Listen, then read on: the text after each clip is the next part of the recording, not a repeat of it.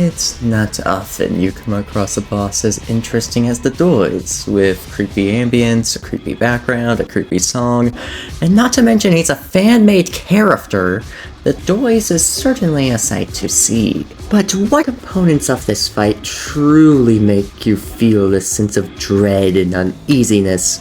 To answer that question, we are going to take a deep dive into the fight, analyzing everything along the way. This is why the Doise is a weird boss. So before we can get into the fight itself, we have to go back to the Doise's roots. So let's rewind all the way back into the year 2020, where a small YouTuber named Robbie Is Cool decided they want to make a funny joke on the internet. He took both Peppino and the Doise, plopped them into Photoshop, and recolored them into knockoff versions of themselves. He called these bootlegs Pedito and the Doise respectively. He decided to share this in a 5-second long video titled My Brand New Pizza Tower Bootleg Recolors, and since renamed it to Meet Pedito and the Doise, two Pizza Tower OCs. Personally, I like the old name better, but I digress. McPig saw this video and thought it was hilarious. So funny, in fact, that when the game came out in 2023, he decided to have both Pedito and the Doise make cameos in Pizza Scare, as their floating heads can be seen as decorations, occasionally flying in the background. Many people thought this was cool enough, but when they looked into the files of the game, to their shock, they found a boss portrait for the Doise. This sent everybody into a ruckus, as McPig had promised the Noise update would come out someday just a little while before. People began to theorize that when the Noise was playable, the Doise would be his boss replacement, and that did end up coming true. However, we received nothing more relating to the Doise up until about 2 weeks ago, where McPig did a stream where he was going to release the Noise update after beating a difficult Doom mod. And lo and behold, he succeeded. So that brings us to... So here we are today with the Noise update in our grasp.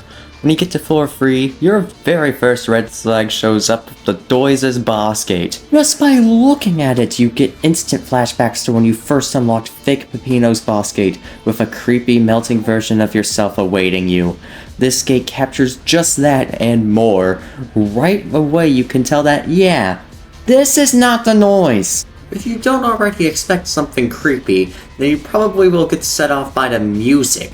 The Noise being confused for the first time in the game so far, and seeing the Noise blue. And this is where things start to get weird. As people have described it, there is an inexplicable Doise gig-ass just laying in the background, and it becomes fully visible during Phase 2. This thing is horrific. Basically, it's an amalgamation of Doise's heads meshed into a single entity.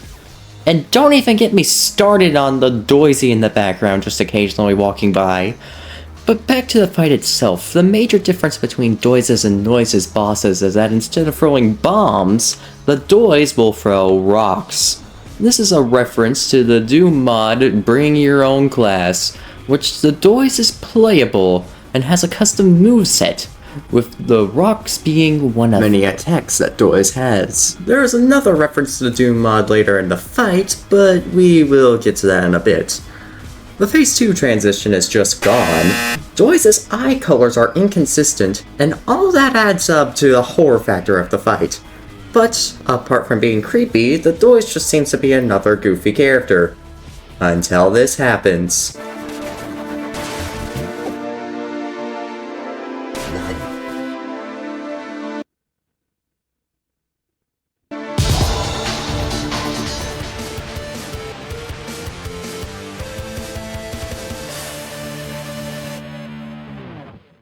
Huh. Pedito looks a bit different. But I'm sure nothing bad Oh god, Doise, are you alive? So, yeah. At the end of the fight, Pedito shows up from off-screen to take away the Doise, and when they return, it looks like Doise got very into character at their trip to Waste Yard. Don't worry though, since Noise has superpowers of revival, he can simply taunt 3 times in front of Doise's boss gate to revive him. So why would McPig do this? If you answered for the funny, then you would be correct. But you would also be correct if you said he was once again referencing the Doom mod, where Doise just so happened to have a move that summoned Petito, killing all enemies that he touches, but also knowing where the player is, and quickly moving towards them. If Petito ever comes in contact with the player, then he will slowly grab them, until he covers their eyes completely. Once the darkness has concealed all, a red light turns on in the void and Petito is there. A very creepy fashion. All of a sudden, he is there in front of you, and you brace for the worst. Then his neck quickly snaps and you immediately die. This is horrifying, of course, and this is a very high risk, high reward weapon. It's showing off in the fight perfectly and executes the feeling of something being wrong with a wonderful finishing blow. So, believe it or not, there are new clothes relating to the Doise, so we might as well talk about them. Anti-Doise clothes are rewarded when you defeat the Doise without wasting a bomb, but most people will earn this over Doise's dead body. Basically, it's Doise's color palette, but swapped. But the one I truly wanted to cover is this one, Real Doise. This palette is so unique, it makes you look exactly like Doise, and its unlock is interesting as well. So remember how the Doise was very sleepy? In the pizza face fight, he is still very tired from his and Petito's vacation, so he remains safely asleep. Anyways, if you decide to get funky when he shows up, then you unlock these clothes. Playable Doise is the best, and don't make a sound, he even takes a second vacation. Anyways, those are all the clothes relating to Doise, so I guess that brings us to... So that about wraps up the Doise. A creepy battle with a creepy freak who is taken on vacation by another creepy freak. Creepy. Thankfully for us, we won't have a Petito jump scare transition into the end of the video. See, I told you so-